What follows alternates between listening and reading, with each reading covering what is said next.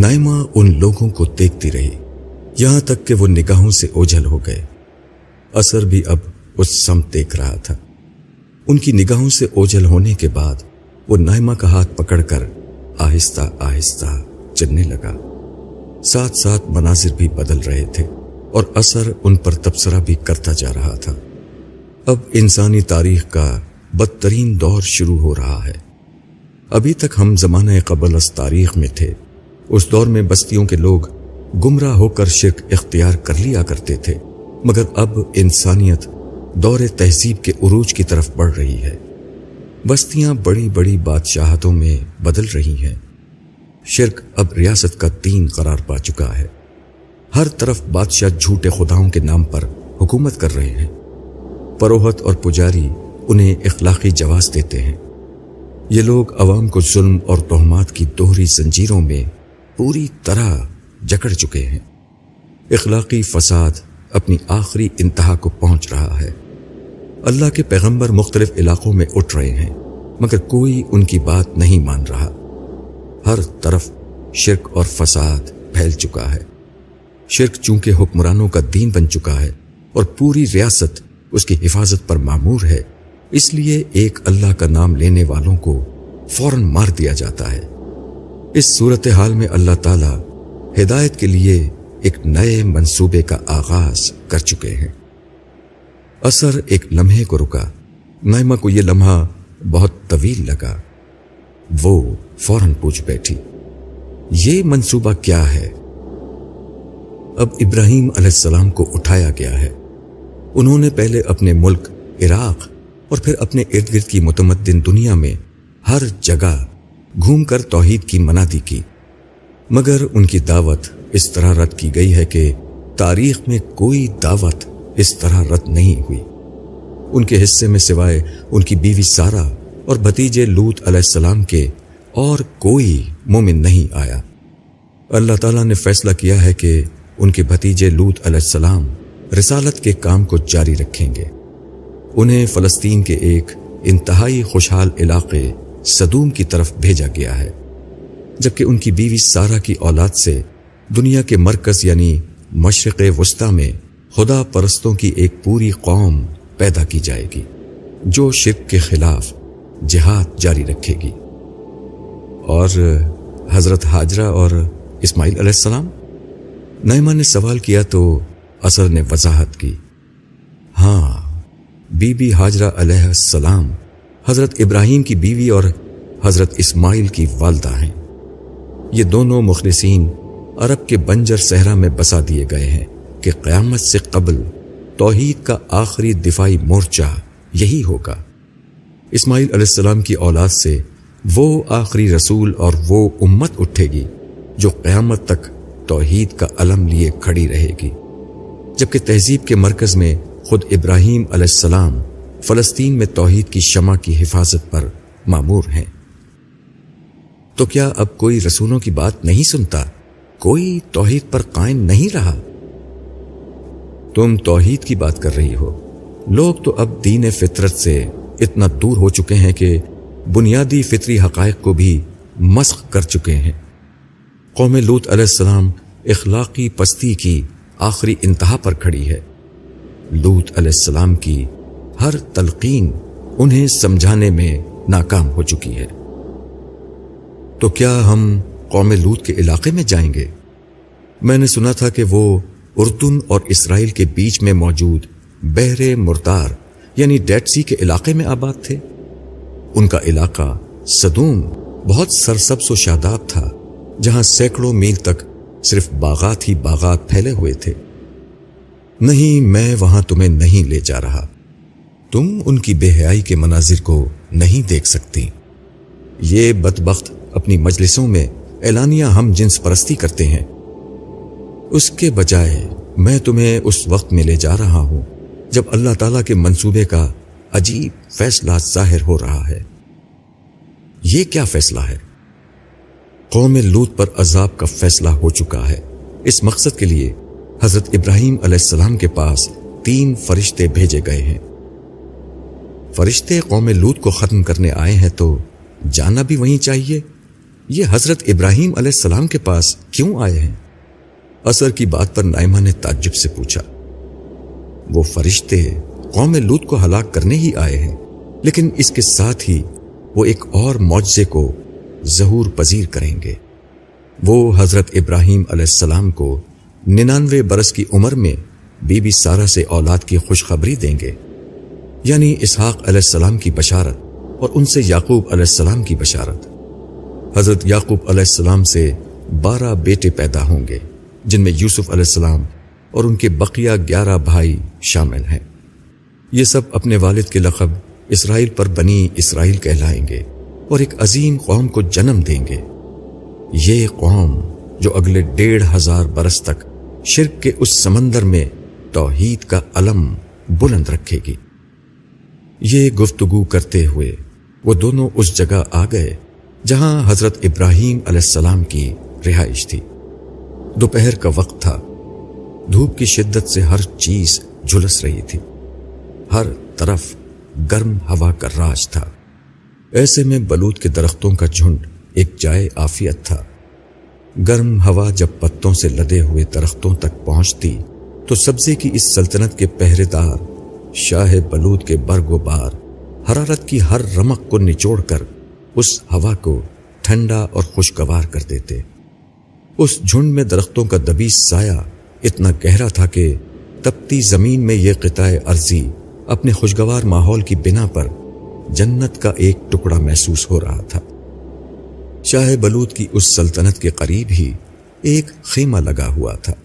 یہ خیمہ اپنے وقت کی روحانی سلطنت کے تاجدار، خداوند عالم کے فرما بردار، مسلم و مطیع، اپنے مالک کے غلام اور اس کے دوست خلیل اللہ ابو الانبیاء ابراہیم علیہ السلام کا تھا۔ کم و بیش 1 صدی سے ابراہیم علیہ السلام توحید کی جنگ تنے تنہا لڑ رہے تھے۔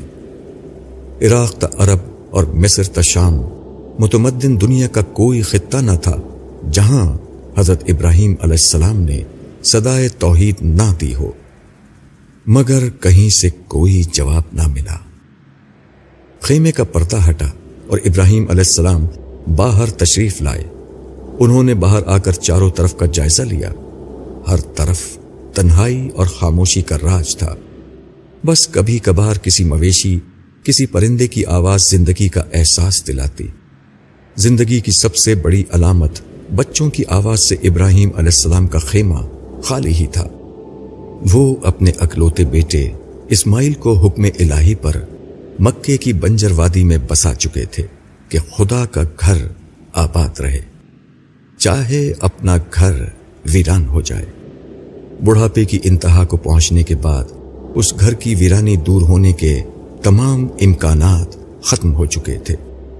آسمان نے ایسی قربانی کہاں دیکھی تھی؟ ابراہیم علیہ السلام نے آسمان کی طرف سر اٹھا کر دیکھا۔ ان آنکھوں میں ہمیشہ کی طرح شکر گزاری اور محبت کا پیغام تھا۔ کسی شکوے شکایت کا ان آنکھوں میں کیا گزر ہو سکتا تھا؟ ان کی نگاہیں آسمان سے واپس لوٹیں تو دیکھا کہ سامنے جھنڈ کے نیچے 3 اجنبی کھڑے ہیں۔ ان اجنبیوں کو دیکھ کر بے اختیار ابراہیم علیہ السلام کی زبان سے نکلا، مرحبا، ہم پر ہمارے مالک کی یہ عنایت کہ مہمانوں کے قدم ہمارے گھر کی طرف اٹھیں۔ یہ کہہ کر وہ آگے بڑھے اور ان اجنبیوں کے پاس پہنچے ہی تھے کہ انہوں نے دور سے انہیں دیکھ کر سلام کیا۔ حضرت ابراہیم علیہ السلام نے سلام کا جواب دیا اور فرمایا، اس سے بڑا اللہ کا کرم کیا ہو سکتا ہے کہ آج ہمارے گھر پر اللہ کی یہ رحمت ہوئی ہے۔ آپ حضرات میرے گھر تشریف لائیے، میں آپ کو منزل کی طرف ہرگز نہیں جانے دوں گا جب تک آپ میرے ساتھ کھانا تناول نہیں فرما لیتے۔ اجنبیوں میں سے ایک نے مسکراتے ہوئے جواب دیا، ہمیں بھی آپ کے ساتھ بیٹھ کر بہت خوشی ہوگی۔ حضرت ابراہیم علیہ السلام ان مہمانوں کو ساتھ لے کر اندر آ گئے۔ پھر گھر کے اندر جا کر خادم سے کہا، مہمانوں کے لیے اپنے مویشیوں میں سے سب سے زیادہ صحت مند بچڑا ذبح کرو۔ حضرت ابراہیم علیہ السلام کی اہلیہ حضرت سارہ بھی وہیں تشریف فرما تھیں۔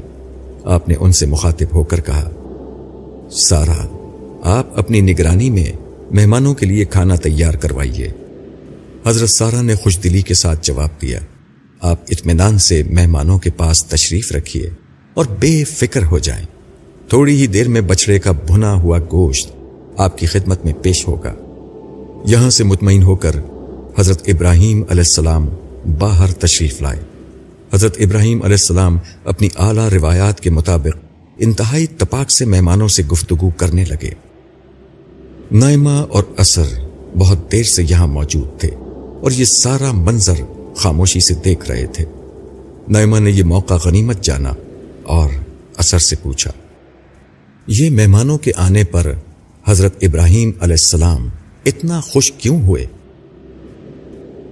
مہمان نوازی ہر دور میں شرفا کا دستور رہی ہے، مگر ابراہیم علیہ السلام تو اس معاملے میں بے حد سخی اور فیاض واقع ہوئے ہیں، مگر ان کا معاملہ یہیں تک محدود نہیں، یہ ہر معاملے میں اعلیٰ ترین انسانی خصوصیات کے حامل ہیں۔ دراصل اثر نے اپنی بات کی وضاحت کا سلسلہ خود ہی جاری رکھا۔ میں تمہیں پیغمبروں کی تاریخ کے بالکل آخری وقت میں لے جاتا رہا ہوں، کیونکہ اصل مقصد صرف یہ دکھانا تھا کہ پیغمبروں کا جب انکار کر دیا گیا تو اللہ تعالیٰ نے کس طرح مداخلت کر کے اپنا فیصلہ دیا۔ لیکن اگر تم پیغمبروں کی پوری زندگی اور سیرت کو دیکھ سکتی تو تمہیں معلوم ہو جاتا کہ یہ لوگ اعلیٰ ترین انسانی اوصاف کے حامل لوگ ہوا کرتے ہیں۔ انہیں خاندانی عزت و وقار ہی حاصل نہیں ہوتا، بلکہ ذاتی سیرت و کردار، اخلاق عالیہ اور اوصاف حمیدہ میں بھی ان جیسا کوئی نہیں ہوتا۔ ان کے اعلان نبوت سے قبل ہی پورا معاشرہ ان کی بے پناہ عزت و تکریم کرتا ہے۔ سب مانتے ہیں کہ ان جیسا کوئی نہیں ہے، اس لیے ہر پیغمبر کی اپنی ذات اور اس کی سیرت اس کی دعوت کی سچائی کا سب سے بڑا ثبوت ہوتی ہے کہ اس سیرت و کردار کا انسان کبھی جھوٹ نہیں بول سکتا۔ ابھی ان کی یہ گفتگو جاری تھی کہ خادم تشتریوں میں کھانا لا کر مہمانوں کے سامنے رکھنا شروع ہو گئے۔ تھوڑی ہی دیر میں دسترخوان سجا دیا گیا۔ حضرت ابراہیم علیہ السلام نے مہمانوں سے کہا، آئیے کھانا شروع کیجیے۔ ان کے اس جملے پر تینوں خاموش بیٹھے رہے۔ حضرت ابراہیم علیہ السلام نے محسوس کیا کہ شاید یہ لوگ خود کچھ دیتے ہوئے جھجک رہے ہوں، یا پھر خادموں کی موجودگی کھانا نکالنے میں مانع ہو، اس لیے انہوں نے خادموں کو باہر بھیجا اور خود ایک ایک مہمان کو رکابیوں میں کھانا نکال کر پیش کرنے لگے۔ مگر مہمان ابھی بھی ٹس سے مس نہ ہوئے۔ نائمہ کو محسوس ہوا کہ حضرت ابراہیم علیہ السلام کے چہرے پر کچھ پریشانی ظاہر ہوئی۔ انہوں نے قدر تشویش سے کہا، آپ لوگوں کا رویہ بہت عجیب ہے، کھانے کا وقت ہے، آپ مسافر ہیں تو کچھ کھا کیوں نہیں رہے؟ اب وقت آ گیا تھا کہ مہمان اپنی حقیقت ان پر کھول دیں۔ چنانچہ ان میں سے ایک نے کہا، ابراہیم، آپ کوئی اندیشہ نہ کیجیے، ہم انسان نہیں ہیں، آپ کے پروردگار کے بھیجے ہوئے فرشتے ہیں اور ایک بڑی مہم پر آئے ہیں۔ ان کی تسلی سے سیدنا ابراہیم علیہ السلام کے چہرے پر تشویش کا تاثر دور ہوا، مگر آخری بات سے انہیں اندازہ ہوا کہ معاملہ کچھ گڑبڑ ہے۔ اسی احساس کے ساتھ وہ بولے، کیسی مہم؟ مجھے آپ کی باتوں سے خوف آ رہا ہے۔ آپ خوف مت کھائیے، آپ کے لیے تو ہم ایک خوشخبری لے کر آئے ہیں۔ ایک دوسرے فرشتے نے ان کا خوف دور کرتے ہوئے کہا تو سیدنا ابراہیم علیہ السلام کی زبان سے بے اختیار نکلا، خوشخبری؟ اس پر تیسرے فرشتے نے کہا، ہم آپ کو آپ کی اہلیہ سارا سے ایک صاحب علم بیٹے کی خوشخبری دیتے ہیں، اس کا نام اسحاق ہوگا۔ 99 سال کے ابراہیم علیہ السلام کو اس بات پر یقین نہیں آیا۔ وہ حیرت و استعجاب کے عالم میں بولے، اب اس بڑھاپے میں آپ مجھے اولاد کی امید کیا دلاتے ہیں؟ فرشتوں کے چہروں پر بے اختیار مسکراہٹ آ گئی۔ ایک فرشتے نے باہر نظر آنے والے آسمان کی طرف نظر اٹھا کر دیکھا اور پھر گہری نظروں سے انہیں دیکھتے ہوئے بولا، ابراہیم علیہ السلام، آپ اپنے رب کی رحمت سے مایوس مت ہوں۔ وہ فرشتوں کی یقین دہانی سن کر سرشاری کی کیفیت میں بولے، رب کی رحمت سے مایوس تو صرف گمراہ لوگ ہوتے ہیں۔ حضرت سارہ جو باہر کھڑی گفتگو سن رہی تھیں، یہ خبر سن کر خوشی کے مارے ہنستی ہوئی اندر آ گئیں۔ ساری زندگی وہ اولاد کو ترستی رہیں اور اب اس خبر کو سنا بھی تو بڑھاپے میں۔ اب اپنے طور پر وہ بھی اس خبر کو یقینی بنانا چاہتی تھیں۔ انہوں نے اندر آتے ہی کہا، یہ کیسے ممکن ہے؟ میرا شوہر بوڑھا ہے اور میں بوڑھی بانجھ ہو چکی ہوں، اب میں اولاد کیا جنوں گی؟ حضرت سارہ کے اندر آنے پر تینوں فرشتے احتراماً کھڑے ہو گئے۔ ایک فرشتے نے ادب سے کہا، اے ابراہیم کے اہل بیت، آپ پر اللہ کی رحمت و برکت ہے۔ ہم صرف اسحاق علیہ السلام ہی کی خوشخبری نہیں دیتے، بلکہ ان سے پیدا ہونے والے یعقوب کی خوشخبری بھی آپ کو دے رہے ہیں۔ ایک خوشی پر دوسری خوشی کی بات سن کر دونوں میاں بیوی نہال ہو گئے۔ ان کے تصور میں بھی نہیں تھا کہ اللہ تعالیٰ اس عمر میں اس طرح ان پر اپنی عنایات برسائیں گے۔ مگر ابراہیم ہی تھے۔ انہیں یاد آ گیا کہ یہ فرشتے کسی مہم کا ذکر کر رہے تھے۔ اس کا مطلب یہ تھا کہ کہیں کوئی بہت بڑا معاملہ ہونے والا ہے۔ وہ اپنی گہری بصیرت اور معرفت کی بنا پر سمجھ سکتے تھے کہ کیا ہونے والا ہے، لیکن پھر بھی انہوں نے فرشتوں سے پوچھ لیا، آپ نے یہ نہیں بتایا کہ آپ کس مہم پر آئے ہیں؟ ہم ایک مجرم قوم کو صفائے ہستی سے مٹانے آئے ہیں، قوم لوط کو۔ ان کی سرکشی بہت بڑھ چکی ہے۔ حضرت ابراہیم علیہ السلام کے بدترین اندیشوں کی تصدیق ہو چکی تھی۔ وہ گرچہ قوم لوط کے کرتوتوں سے پوری طرح واقف تھے، مگر ساتھ ہی وہ بہت دردمند شخصیت کے مالک تھے۔ انہیں یہ بھی معلوم تھا کہ عذاب الہی کا مطلب کیا ہوتا ہے۔ انہوں نے بڑی لجاجت سے فرشتوں سے کہا، کیا یہ ممکن نہیں کہ اس قوم میں 50 نیک لوگ ہوں اور اللہ تعالیٰ ان 50 کی وجہ سے قوم کو معاف کر دے؟ جواب ملا، ابراہیم علیہ السلام اس قوم میں 50 نیک مل جاتے تو اللہ تعالیٰ انہیں چھوڑ دیتے۔ حضرت ابراہیم علیہ السلام نے بڑے مؤدبانہ انداز میں کہا، دیکھیے میں پروردگار کے حضور بات کرنے کی جرت کہا ہوں، گرچہ میں راکھ اور خاک ہوں، 50 نہ ہوں 45 تو ہوں گے۔ کیا 5 لوگوں کی وجہ سے سب کو مار دیا جائے گا؟ ایک دفعہ پھر جواب آیا، 45 بھی نہیں ہیں۔ اس کے بعد ایک مکالمہ شروع ہوا۔ حضرت ابراہیم علیہ السلام ہر دفعہ بڑی عاجزی سے لوگوں کی تعداد 5 کم کر کے معافی کی درخواست کرتے، اور ہر دفعہ یہ جواب ملتا کہ اتنے لوگ بھی نہیں ہیں۔ آخر میں واضح کر دیا گیا کہ اس قوم میں 10 لوگ بھی نیک نہیں ہیں، جس کے بعد فرشتے چلے گئے، جبکہ سیدنا ابراہیم علیہ السلام اپنے خیمے کے اندر لوٹ گئے۔ نائمہ یہ سب دیکھ کر بھونچکا رہ گئی۔ اس نے اس سے قبل قوموں پر عذاب آتے ہوئے اپنی آنکھوں سے دیکھ لیے تھے۔ اسے اللہ تعالیٰ کی قوت قاہرہ کا کسی نہ کسی درجے میں اندازہ ہو چکا تھا، مگر اس کے تصور میں بھی یہ بات نہیں تھی کہ کوئی پیغمبر اللہ تعالیٰ سے اتنا اصرار کر کے قوم کی تباہی رکوانے کی کوشش کر سکتا ہے، اور قوم بھی ایسی بدکردار جس میں خیر و بھلائی کی کوئی رمق نہ بچی ہو۔ اثر نائمہ کے خیالات کو سمجھ رہا تھا۔ اس نے عجیب سے لہجے میں نائمہ سے کہا، تم جانتی ہو یہ جو گفتگو ابھی ہوئی ہے، اسے اللہ تعالیٰ نے قرآن میں کیا کہا ہے؟ کیا کہا ہے؟ نائمہ کی آنکھوں میں اللہ تعالیٰ کا تبصرہ جاننے کا اشتیاق صاف جھلک رہا تھا۔ اللہ تعالیٰ نے کہا ہے کہ ابراہیم علیہ السلام ہم سے جھگڑا کر رہا تھا۔ نائمہ کا منہ حیرت سے پھٹا رہ گیا۔ اللہ تعالیٰ سے جھگڑا؟ ہاں، جب بندہ اپنے آپ کو اپنے رب کے لیے مٹا دیتا ہے تو پھر اللہ تعالیٰ اسے عزت و محبت کی اس بلندی پر پہنچا دیتے ہیں۔ ویسے تم انسان اس جملے کا مطلب کبھی نہیں سمجھ سکتے۔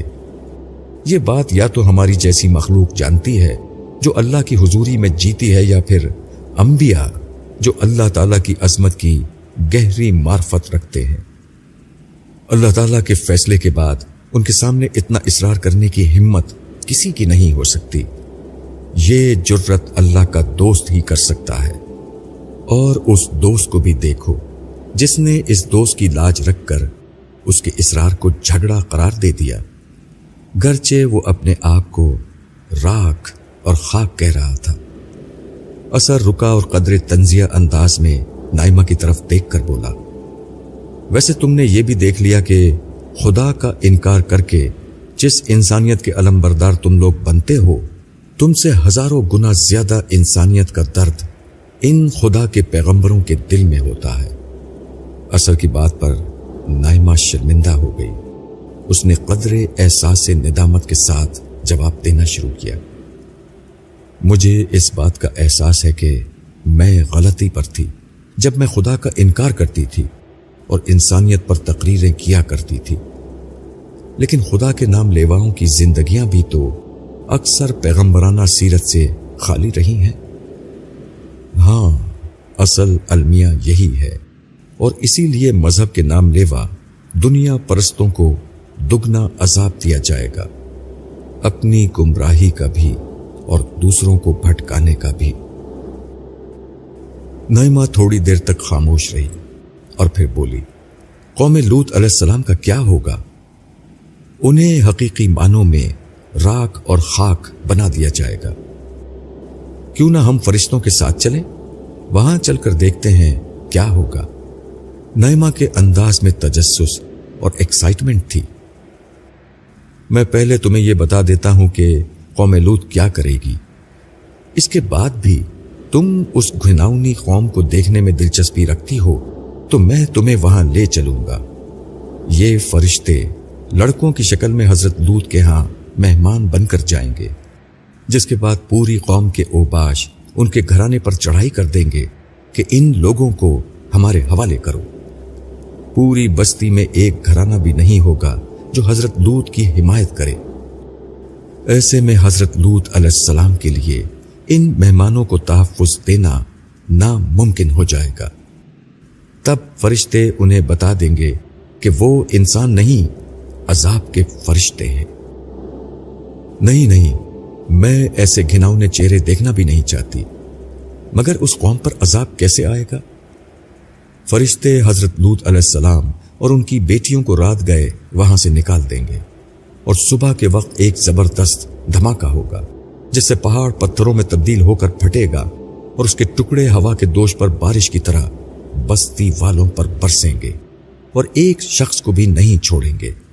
دھماکے سے ان کی بستیاں الٹ پلٹ جائیں گی، اور ان کا بڑا حصہ بحر مردار کے نیچے ہمیشہ کے لیے دفن ہو جائے گا۔ اللہ اکبر، بڑا شدید عذاب ہے۔ لیکن ہمارے زمانے میں تو آزادی کے نام پر ہم جنس پرستی کے مکروہ عمل کو جائز قرار دے دیا گیا ہے۔ ہمارے زمانے کے لوگوں کو یہ بات عجیب لگے گی کہ ایک قوم کو اس وجہ سے اتنا شدید عذاب دیا گیا۔ خیر، یہ عذاب اس جرم کی وجہ سے نہیں دیا گیا۔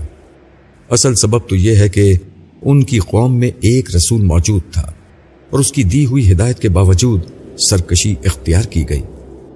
لیکن یہ جرم بھی کچھ کم سنگین نہیں، یہ اللہ کے خلاف ہی نہیں، انسانیت کے خلاف بھی کیا جانے والا ایک بڑا جرم ہے۔ یہ جرم کیسے ہو گیا؟ ہو سکتا ہے اکثریت ایسی چیزوں کو ناپسند کرے، مگر ہمارے زمانے کے ماڈرن اور پوسٹ ماڈرن سوچ کا کہنا یہ ہے کہ اگر وہ لوگ اپنی مرضی سے زندگی گزارنا چاہیں تو اس میں کیا حرج ہے؟ دوسری بات وہ یہ کہتے ہیں کہ بہت سے لوگ جینیاتی طور پر ہی ایسے رجحانات رکھتے ہیں، ان کے لیے تو یہی عین فطرت ہے۔ نائمہ نے اپنے زمانے کے مفکرین کے نقطۂ نظر پر اثر کا تبصرہ جاننے کے لیے سوال کیا۔ اس پر اثر نے قدر ترشی سے کہا، کسی نے صحیح کہا ہے، ذہانت کی ایک حد ہوتی ہے، حماقت کی کوئی حد نہیں ہوتی۔ مجھے بتاؤ، کیا اسی قسم کے بھونڈے عذر پیش کر کے تم کسی شخص یا افراد کو تشدد اور دوسروں پر ظلم کی اجازت دو گی؟ قاتلوں کو اس بنیاد پر قتل اور چوروں کو اس بنیاد پر چوری کی اجازت ہوگی کہ یہ ان کے فطری رجحانات ہیں؟ ہرگز نہیں۔ لیکن ہم جنس پرست افراد دوسروں کو تو نقصان نہیں پہنچاتے۔ نائمہ نے جواب دیا، وہ اتنی آسانی سے ہار ماننے والی نہیں تھی۔ یہ کسی فرد کے نہیں، پوری انسانیت کے خلاف اقدام ہے۔ دیکھو انسانیت کیا ہے، یہ کچھ اقدار کا نام ہے۔ یہ اقدار ہی انسانوں کو جانوروں سے مختلف بناتی ہے۔ ان میں ایک بنیادی قدر خاندان کا ادارہ ہے۔ یہ ادارہ مرد و عورت کے جائز تعلق سے وجود میں آتا ہے۔ یہی وہ ادارہ ہے جہاں بچے جنم لیتے ہیں اور انسانیت کا سفر جاری رہتا ہے۔ یہی کمزور و ناتواں بچوں کو طاقتور نوجوان بننے تک سنبھالتا ہے۔ پھر یہی جوانی کے بعد بڑھاپے کے شکار ضعیف والدین کو اس وقت اپنی پناہ دیتا ہے جب وہ کسی کام کے نہیں رہتے۔ ہم جنس پرستی انسان کی اس پیدائش گاہ، تربیت گاہ اور آرام گاہ کا تصور ہی ختم کر دیتی ہے۔ پھر یہ بھی یاد رکھنا کہ ہر غیر فطری انحراف ایک متعدی مرض کی طرح پھیلتا ہے، لیکن جنسی انحرافات تو وبا کی طرح معاشرے کو جکڑ لیتے ہیں۔ اسی لیے ہر دور میں انبیاء اور صلحاء بلکہ پوری انسانیت ان کے خلاف جہاد کرتی رہی ہے۔ لیکن میں نے پڑھا ہے کہ بعض لوگوں کے اندر واقعی ایسے میلانات ہوتے ہیں، وہ کیا کریں؟ نائمہ نے اس مسئلے کا ایک اور پہلو سامنے رکھا تو اثر نے کہا، وہ صبر کریں اور اپنی تربیت کریں۔ دیکھو انسانوں کا سب سے بڑا رجحان تو یہ ہوتا ہے جو کم و بیش ہر انسان، خاص کر مردوں کو، عمر کے کسی بھی حصے میں لاحق ہو سکتا ہے اور اکثر ہو جاتا ہے کہ وہ کسی غیر عورت سے ناجائز جنسی تعلق قائم کرے۔ مگر اس مسئلے کو تربیت اور ضبط نفس سے ٹھیک کیا جاتا ہے، نہ کہ آزاد جنسی تعلق کو ہی عین فطرت قرار دے دیا جائے، جس کا نتیجہ بھی خاندان کی تباہی ہے۔ تم ٹھیک کہتے ہو، جرم فرد کے خلاف ہی نہیں ہوتا، معاشرے کے خلاف بھی ہوتا ہے، خاندان کے خلاف بھی ہوتا ہے، اقدار کے خلاف بھی ہوتا ہے۔ مگر آزادی بھی تو ایک چیز ہوتی ہے نا۔ کہیں ایسا تو نہیں کہ ہم اقدار اور معاشرے کی بات کرتے کرتے فرد کی آزادی کو کچلتے؟ بیشتر جابرانہ حکومتیں یہی عذر استعمال کر کے افراد کے حقوق سلب کر لیتی ہیں۔ نائمہ نے اب آزادی کے پہلو سے یہ مقدمہ سامنے رکھا۔ تم ٹھیک کہتی ہو، مگر اللہ تعالیٰ نے انسانیت پر یہ کرم کیا ہے کہ اس کا فیصلہ خود کر دیا ہے کہ کون سی اقدار مقدس اور ابدی ہیں اور کون سی نہیں۔ ہمارا کام یہ ہے کہ دونوں میں فرق کر لیں۔ ہر چیز کو اللہ کی طرف منسوب کر کے لوگوں پر پابندیاں لگانا نبیوں کا طریقہ نہیں، مگر کم از کم ہم جنس پرستی کوئی ایسی چیز نہیں جس کے جواز کی اجازت آزادی کی آڑ میں دی جائے۔ یہ معاشرے کی موت ہے۔ جس طرح کسی دو افراد کو اجازت نہیں دی جا سکتی کہ ان میں سے ایک دوسرے کو یہ حق دے دے کہ وہ پہلے شخص کی جان لے لے، آزادی کی آڑ میں انسانی جان کے تقدس کو پامال کرنے کی اجازت نہیں دی جا سکتی۔ اسی طرح یہ اجتماعی طور پر معاشرے کا قتل ہے، اس کی اجازت بھی نہیں دی جا سکتی۔ نائمہ نے اسبات میں سر ہلایا۔ پوسٹ ماڈرنزم کے فلسفے کی ساری گرد اثر نے اپنی مدلل گفتگو سے ہٹا دی تھی۔